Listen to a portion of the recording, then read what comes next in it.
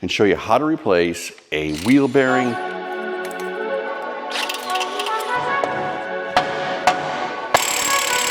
.15 mil, little wrench, socket, get them off. Okay, pay attention to this, it is important.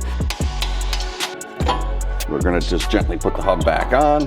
Hello, my rover friends. Welcome to the Lucky 8 channel. In today's video, I'm gonna take you step by step and show you how to replace a wheel bearing on an LR4. It is the same for LR3 and Range Rover Sport first generation. This one's got a bad wheel bearing. You're not gonna believe how bad it is. I can't believe the person driving this didn't notice.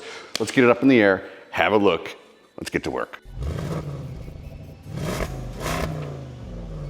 When you lift these Rovers and put oversized tires on them, they really do beat up on the wheel bearings, especially with big chunky tires, but I know you can see this. My God, that's terrible. All right, I'm gonna get this off. We're gonna get inside and I'll show you all the things you need to do to get this wheel bearing swapped.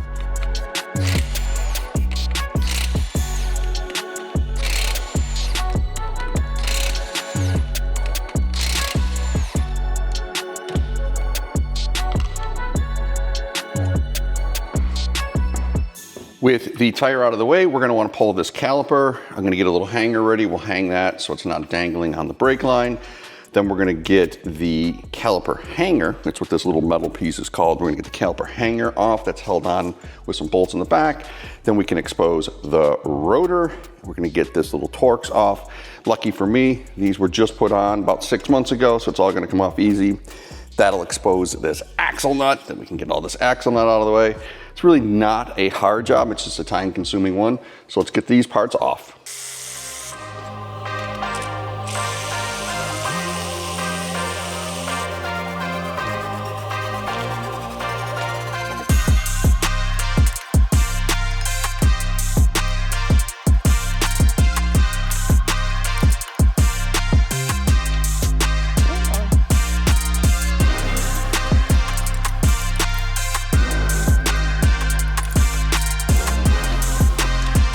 On the back side, you're gonna need a 21 12-point socket.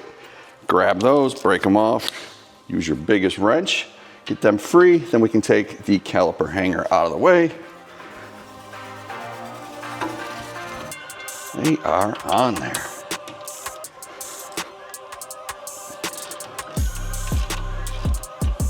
All right, get the gun now.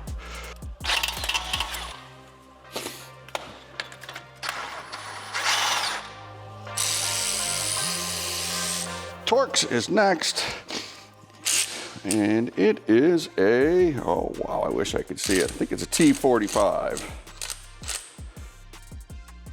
Nope, T50 Torx. That'll pop that off, and then we'll be able to get the rotor free. Stuck on there, probably from the heat of the bearing tearing itself apart.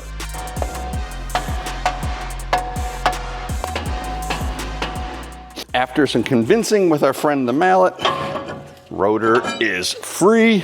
It is a 34. We're gonna pop it off.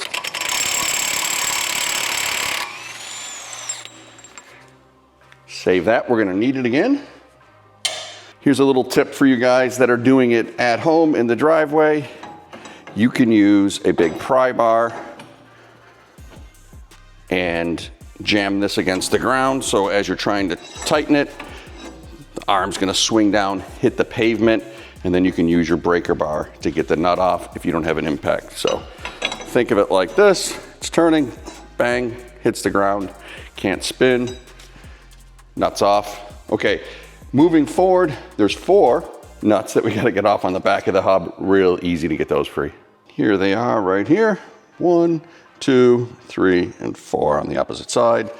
15 mil, little wrench, socket, get them off, and then we can tap the hub and it should fall forward.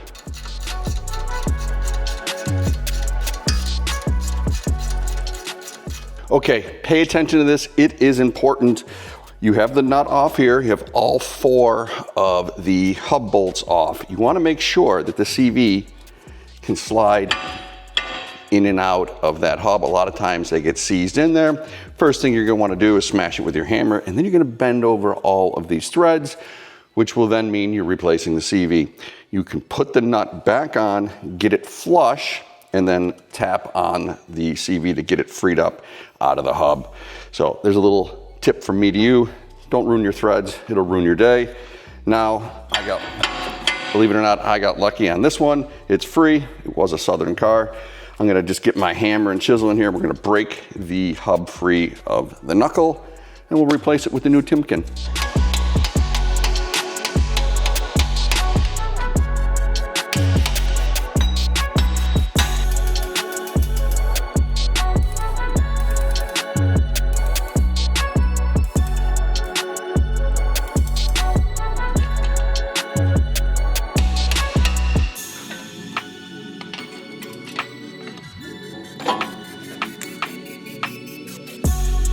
Done with that. New hub, looking much better. You wanna make sure there's no debris in here, metal chunks. That'll play with your ABS sensor.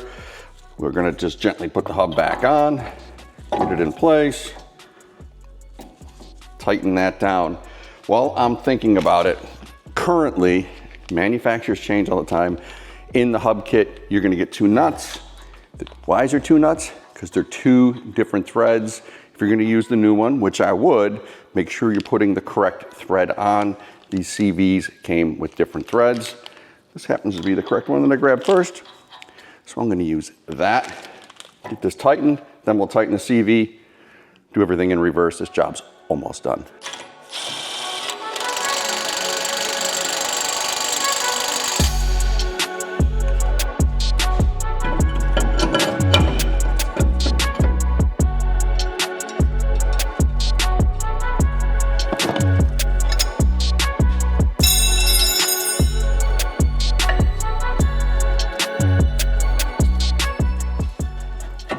And just like that, the job is done. You've tightened everything up, you got your wheel back on, and you're ready for adventure. I appreciate it if you got that hub from us, and if you didn't, shame on you. Be sure to follow for more Rover content.